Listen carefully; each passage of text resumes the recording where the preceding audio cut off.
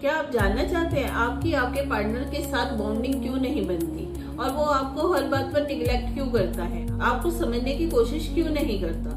सबसे पहले आप अपना और अपने पार्टनर का एक पेपर पर नाम लिखिए। तो पहले अपने नाम के वॉवल्स निकालें। वॉवल्स होते हैं A-E-I-O-U और उसे कैलकुलेट करें जब तक सिंगल डिजिट ना आ जाए। फिर अपने पार्टनर के नाम से भी वॉवल्स निकालें। फिर उस कैलकुलेशन को सिंगल डिजिट पर लाएं।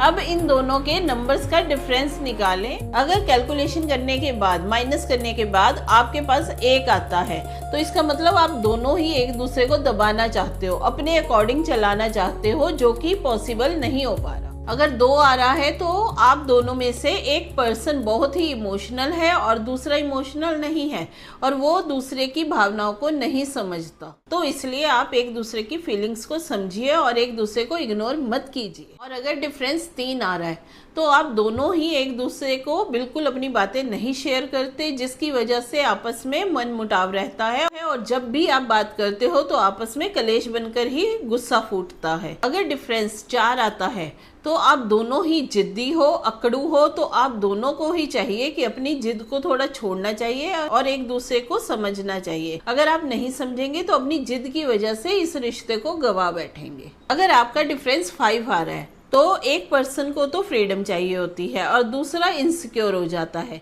इसी वजह से आपका एक दूसरे पर ट्रस्ट टूट जाता है।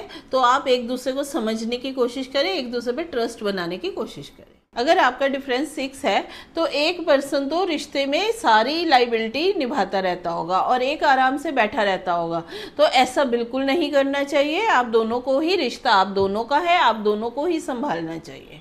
अगर आपका डिफरेंस 7 है तो एक को तो अपनी पर्सनल स्पेस चाहिए होती है और सेकंड पार्टनर को हर चीज में इन्वॉल्व रहना पसंद होता है। तो अपने पार्टनर को स्पेस दीजिए, तभी वो आपके पास वापस आएगा। अगर आपका डिफरेंस 8 है तो आप दोनों में ही ईगो प्रॉब्लम बहुत ज़्यादा होगी और आप एक दूसरे के बॉस बनने की कोशिश करते होगे। तो आपको चाहिए कि अपनी ईगो को साइड पर रखकर दोनों एक दूसरे के साथ रिस्पेक्ट से पेश आए और एक दूसरे की भावनाओं को समझे, एक दूसरे की सपोर्ट करें।